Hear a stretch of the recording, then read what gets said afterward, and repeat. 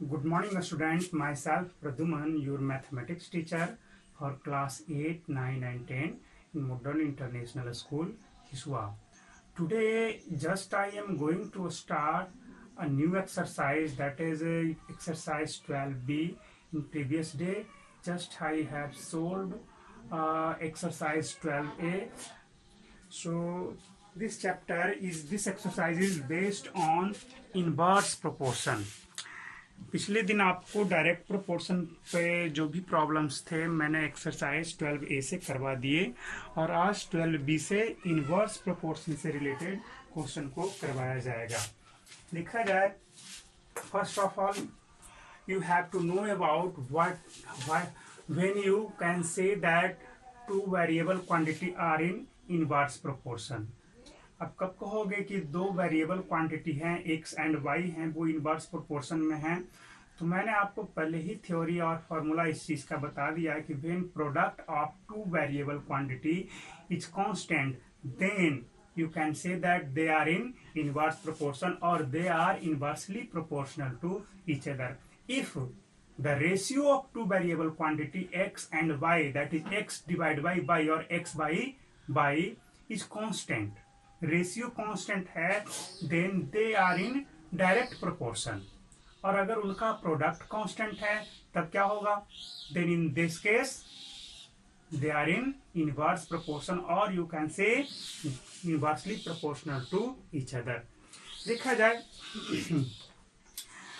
12B में से question number first, observe the tables given below and in each case find whether x and y are inversely proportional. ये कहा है तो check करना है कि किसमें इनवर्सली प्रोपोर्शनल है। तो सब में चेक करोगे कि प्रोडक्ट किसमें कांस्टेंट आ रहा है। ए में देखा जाए x और y है, प्रोडक्ट देखो 6 इंटू 9, 6 9 जा 54 हुआ, ठीक है। सेकेंड केस में 10 और 15 है, कितना आ गया ये 150, दोनों में ही डिफरेंट हो गया। प्रोडक्ट कांस्टेंट हो तभी आप कहोगे कि they are in the inverse proportion, but यहाँ पे तो सेकंड केस में तो क्या हो गया, ये इनवर्स प्रोपोर्शन में नहीं है। क्या डायरेक्ट में है? चेक कर लो, 6/9 बिल्कुल हो जाएंगे, 10/15 हो जाएंगे बिल्कुल, ये डायरेक्ट प्रोपोर्शन में आ जाएंगे। क्वेश्चन नंबर 2 देखो, 1 of 2 x और y है, तो x equal to 5, y equal to 18, multiply करो 5 इंटू 18 90, 18 5 जा 90, 9 10 जा 90, नेक्स्ट 15 6 जा 19, 33 जा 19, 45 2 जा also 19. So you can say that these are all these data show the property of inverse proportion. So you can say that x and y are in inverse proportion. बहुत ही easy है, hard नहीं है, ये सब check करना तो आसान ही है। थर्ड केस में भी वैसा ही है कि 9 इंटू 4 36, 12 इंटू 3 36, 6 इंटू 9, यहाँ पे आपका गड़बड़ हो गया जी।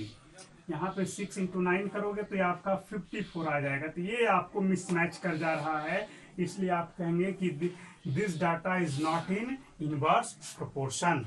चलो क्वेश्चन नंबर 2 पे आ जाओ। If x and y are inversely proportional, find the values of x1 x2 y1 and y2 in the given table. यहाँ पे टेबल बना हुआ है, x है y है, उसके अकॉर्डिंग जो है आपको बहुत सारे डाटा दिए हुए हैं। 8 है, y1 है, x1 है, 4 है, 16 है, 5 है, तो ये मेन डाटा आपके लिए हो गया। इसका प्रोडक्ट क्या, 8/1 इक्वल टू 16 इंटू 5 कर दो, सब तो इक्वल ही होना है when they are in inverse proportion. इनका प्रोडक्ट, इनका प्रोडक्ट, इनका प्रोडक्ट, इन सभी का प्रोडक्ट इक्वल कर दोगे, आपका जो इसमें 16 इंटू 5 दिख रहा है ये तो डायरेक्ट आपको कांस्टेंट वैल्यू दे देगा 80, है ना। बना लेंगे, ऐसा क्वेश्चन आप बना चुके हो इसलिए मैं कह रहा हूं कि आप बना लेंगे, ठीक है। क्वेश्चन नंबर 3 पे आ जाओ। If 35 men can reap a field in 8 days, in how many days can 20 men reap the same field? देखा जाए कितना, 35 men है, यानी कि 35 जैसे 35 आदमी मिल करके किसी खेत में जो आपका कुछ वर्क है, रीप मतलब क्या होता है, फसल लगाने का काम है ना। तो 8 डेज में वो कंप्लीट कर ले रहे हैं। तो कहा जा रहा है कि 20 मेन कितने दिन में उसी फील्ड को कंप्लीट करेंगे, उसी वर्क को। तो देखा जाए यहाँ पे ये भी किस चीज का है, इनवर्स प्रोपोर्शन का है। तो यहाँ पे रखोगे क्या, मैन और डेज। 35 कितने के लिए है, 8 के लिए है। और यहाँ पे क्या हो जाएगा, यहाँ पे 20 आप इसको बाई मान लो, बाई 1 मान लो। तो सिंपल सा है, इनवर्स प्रोपोर्शन में क्या होगा, आपका दोनों का प्रोडक्ट इक्वल कर देना है। ऐसा जब केस रहेगा तब आपको यहाँ पे प्रोडक्ट को इक्वल कर दोगे, आपका आंसर हो जाएगा, है ना। सोच लो ना कि 35 हैं वो 8 डेज में कंप्लीट कर रहे हैं, तो 20 कितने डेज में कंप्लीट करेंगे। रेशियो वाले हिसाब से करोगे तो गड़बड़ हो जाएगा, रेशियो वाला आप नहीं करेंगे। देखो प्रोडक्ट में चलो, यहाँ पे इसका प्रोडक्ट और इसका प्रोडक्ट इक्वल होगा। तो 35 into 8 equal to 20 into y1। तो y1 निकालोगे तो 35 इंटू 8 डिवाइड बाई 20। यहाँ से आपका आएगा 4 5 जा 7 5 जा 4 2 जा, कितना डे आया जी, 7 2 जा 14 डेज हो गया। तो 14 डेज में ये कंप्लीट करेंगे उसके रिपिंग का काम, जो फसल लगाने का काम है ना।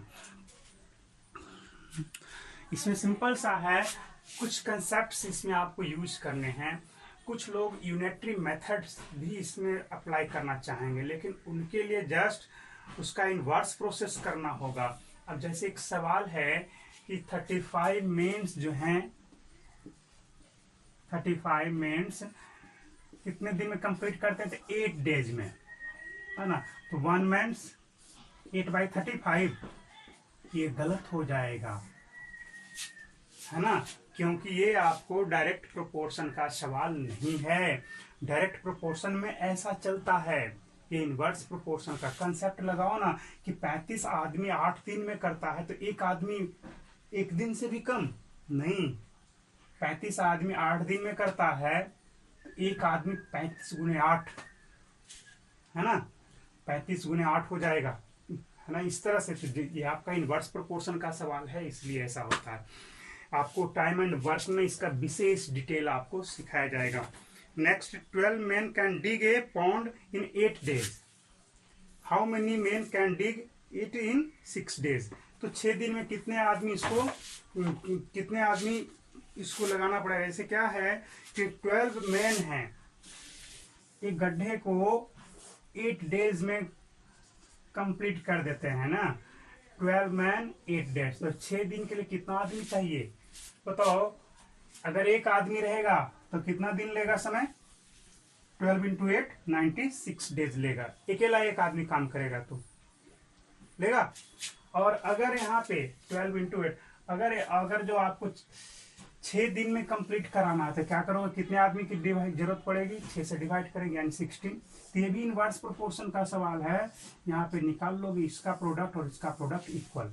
टाइम एंड वर्क के केस में आपका ये दोनों का प्रोडक्ट इक्वल होता है, क्योंकि ये इनवर्स प्रोपोर्शन में चलता है। यूनिटरी मेथड जो है वो डायरेक्ट प्रोपोर्शन के मेथड से आगे बढ़ता है। नेक्स्ट क्वेश्चन देखा जाए, 6 cows can graze a field in 28 days। यानी कि 6 गाय 28 दिन में किसी फील्ड में जो है आपका घास उसे खा जाती है। Next, how long would 14 cow take to graze the same field. यानी कि अब 14 गाय अगर जो मिल जाएंगे तो उसको कितने दिन में समाप्त कर देंगे वही फील्ड को खा करके, जो भी घास है। तो 6 के लिए 28 दिन है, तो एक कितना दिन चलाएगा, तो 28 इंटू 6 हो जाएगा, है ना। 28 इंटू 6, कुछ के दिमाग में आएगा कि 28/6 करेंगे एक के लिए, नहीं, वो तो गड़बड़ हो जाएगा। आपका 6 गाय को खाने के लिए 28 दिन के लिए, तो एक के लिए कितना होगा, 28/6 करोगे, 28/6 करोगे तो 6 4 जा 24, आपका 5 से भी कम आ जा रहा है। क्या एक के लिए खाएगा तो 5 से 6 दिन में होगा समाप्त, नहीं, एक ही सिंगल काऊ अगर जो उसको ग्रेज करे तो 28 इंटू 6 डेज का टाइम ले लेगा। तो 14 के लिए क्या होगा, ये आपका सिंपल सा है, इनवर्स प्रोपोर्शन का सवाल है, बनाओगे बन जाएगा। ए car take 5 hours to reach a destination by traveling the speed 60 kilometre per our. तो अब जरा सोच लो, 5 घंटा लेता है 60 किलोमीटर पर आवर का स्पीड से चलता है, तो है ना। तो how long it will it take when the car travels at the speed of 75 kilometre per hour. वही क्वेश्चन है कि अगर 75 से चलेगा तो कितना देर समय लगेगा। तो सिंपल सा क्वेश्चन है, ये भी इनवर्स प्रोपोर्शन का ही है। दिमाग लगाओ इसमें कि 60 का स्पीड से चलता है तो 5 घंटा लेता है जी। 75 का स्पीड से चलेगा तब कितना लेगा, है ना। डिस्टेंस यहां से मिल जाएगा, दोनों को मल्टीप्लाई करोगे, टाइम और ये स्पीड, है ना। तो डिस्टेंस क्या होगा, दोनों का प्रोडक्ट डिस्टेंस, डिस्टेंस तो सेम ही है, इन दोनों का भी प्रोडक्ट भी सेम ही डिस्टेंस होना चाहिए ना। से टाइम इंटू स्पीड क्या होता है, distance. Time into speed distance हो गया। तो ये टाइम है, ये आपका स्पीड है, तो ये डिस्टेंस मिल गया। यहाँ पर भी टाइम, यहाँ पर भी स्पीड है, तो दोनों तो आपका डिस्टेंस सेम ही है ना। तो फिर से वो इनवर्स प्रोपोर्शन का क्वेश्चन हो गया। क्वेश्चन नंबर 7 देखा जाए, a factory requires 42 machines to produce a given number of article in 56 days, है ना। How many machines would be required to produce the same number of article in 48 days. Clear है, जैसे 42 machine अगर जो लगा दिया जाता है तो 56 दिन में यानी कि 56 डेज में कुछ आर्टिकल्स हैं, नंबर ऑफ आर्टिकल्स हैं, उसको कंप्लीट कर देता है, निकाल देता है ना। तो बताओ एक मशीन रहेगा तो कितना दिन मिलेगा, तो उसको 42 के बराबर वर्क करना है ना। डेली आपका एक 42 डेली वर्क कर रहा था तो 56 डे में कंप्लीट हो रहा था। तो एक करेगा तो कितना होगा, 42 इंटू 56। तो बताओ उसे 48 डे में क्या होगा, ये भी इनवर्स प्रोपोर्शन का है, बनाओगे बन जाएगा। 7 taps, question number 8, 7 taps of the same size fill a tank in 1 hour 36 minutes. How long will 8 taps of the same size take to fill the tank? Same question है, 7 है आपका, 7 tap है, 7 नल है, जो क्या करता है 1 आवर 36 मिनट में किसी टैंक को फिलअप कर देता है। 7 है ना, यहाँ पे टाइम, यहाँ पे नंबर ऑफ टैप बनाओगे, सब सिंपल सा क्वेश्चन। 7 के लिए कितना, 1 आवर 36/60 कर दो, ऐसे भी लिख सकते हो, या इसको आप ऐसे कर लो 60 + 36 यानी कि 96 मिनट में भर देता है। तो 8 टैप कितना देर में भरेगा जी, 8 टैप के लिए कितना हो जाएगा। तो कुछ ज्यादा तो करना नहीं, टाइम यहाँ पर निकालना है, यानी कि x ले लोगे तो दोनों का प्रोडक्ट सेम कर दोगे, मिल जाएगा, बन जाएगा आपसे, ये भी प्रोडक्ट सेम कर देना है। क्वेश्चन नंबर 10 देख लो, a farmer has enough food to feed 28 animal in his cattles for 9 days, यानी कि 28 दिन के लिए उसके पास 9 दिन का चारा है ना। यानी कि 28 जानवर जब उसको खिलाता है तो 9 दिन तक वो चलेंगे। तो बताओ एक जानवर खाएगा तो कितना दिन चलेगा, तो 28 × 9 डेज, 28 जैसे एक, अगर जो 28 आदमी के लिए 9 दिन का आपका भोजन आपका रखा हुआ है, मटेरियल खाने का रखा हुआ है, तो एक आदमी खाएगा तो कितना दिन चलेगा, तो दोनों का प्रोडक्ट हो जाएगा ना। सेम उसी तरह से यहाँ पर भी है। देख लिया जाए आगे, तो how long would food last if there were 8 more animal in his cattle. अगर 8 और ज्यादा जानवर आ जाते हैं, पहले 28 थे, अब कितने हो जाएंगे, 28 + 8 यानी कि 36। अब कितने दिन चलेंगे, तो बस मान के चलोगे x डे चलेंगे, तो x × 36 = आपका 28 × 9 होगा, बन जाएगा आपसे ये भी। ये गैरिसन 11th नंबर क्वेश्चन है, a garrison of 900 men had provisions for 48 days, है ना। यहाँ पर भी दिया गया वही सेम क्वेश्चन है कि 900 मेंस के लिए जो खाने पीने की जो व्यवस्था है वो 48 डेज के लिए है। तो however reinforcement of 500 men arrived. However, a reinforcement of 500 men arrived. For how many days will the food last now? अब कहा कि पहले 900 आदमी के लिए था, 42 दिन का खाना था, अब उसमें से 500 और बाहर से आ जाते हैं, अब कितना दिन चलेगा। सेम उसी टाइप का क्वेश्चन है। अब करोगे क्या, 900 इंटू 42, ये तो हो गया प्रोडक्ट दोनों का, इक्वल टू क्या होगा, नेक्स्ट में 500 ऐड हो गए तो 900 प्लस 500 यानी कि 1400 इंटू एक्स करके बनाओगे। ठीक है, भी बन जाएगा। और 12th नंबर देखा जाए इन ए हॉस्टल, आप लोग को बुक पास में रखना है और तब जाकर के पढ़ना भी है क्वेश्चन, तब वीडियो आप वॉच करेंगे तो ज़्यादा क्लियर समझ में आएगा। In a hostel 75 student had food provisions for 24 days. Hostel के बारे में कहा है कि 75 स्टूडेंट के लिए कितने दिन का है, तो 24 डेज के लिए है। ये 15 स्टूडेंट्स लीव द हॉस्टल, यानी कि 15 स्टूडेंट जो है हॉस्टल को छोड़ करके चले जाते हैं, अब कितना दिन चलेगा। तो सिंपल पहले के जैसा अप्लाई करोगे, पहले 75 थे, 15 चले जाएंगे तब 60 हो जाएंगे, तो क्या करोगे 75 इंटू 24, सिर्फ ये इनवर्स प्रोपोर्शन का ही क्वेश्चन है, 75 into 24 equal to 60 into X करोगे। 13th नंबर देखो,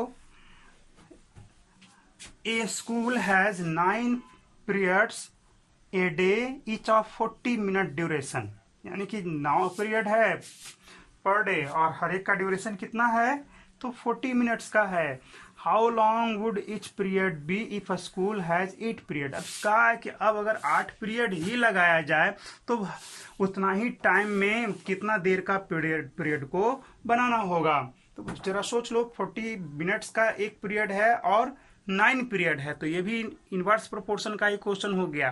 टाइम तो हमारा सेम ही रखना है ना, टाइम सेम रखना है, यानी कि प्रोडक्ट सेम रखना है। यहाँ पे 9 है, यहाँ पे 40 मिनट्स का पीरियड 8 है, यहाँ मान लो x मिनट का, this into this equal to this into this, आपका 45 आंसर आ जाएगा। बना लोगे, ये भी सारा क्वेश्चन इजी है ना। अब देखा जाए, if x and y are inversely, है ना, and x equal to 15 y equal to when y equal to 6, find y when x equal to 9। तो सिंपल सा क्वेश्चन है ये तो और आसान है जी। इनवर्स प्रोपोर्शन में है, यहाँ पे x और y है, देखो x और y दिया गया है, इस तरह से डेटा दिया गया, और ये दोनों इनवर्स प्रोपोर्शन में है, यानी कि इसका प्रोडक्ट और आगे जाएंगे उसका भी प्रोडक्ट आपका सेम ही होगा। तो यहाँ पर क्या रखा गया कि आपका x equal to 15 when y equal to 6 है, x equal to 15 when y equal to 6 है। अब क्वेश्चन आगे सिम कहा है कि find y when x equal to 9। जब यहाँ पे 9 होगा तो y आपका क्या होगा, सिंपल प्रोडक्ट इसका और इसका इक्वल करोगे तो ये तो 19 हो जाएगा, ये 9y इक्वल टू 10 होगा, और क्या। तो ये चैप्टर तो एंड हो गया आपका, बिल्कुल 15 उसी के जैसा है, कंप्लीट हो चुका है ये, है ना। ठीक है।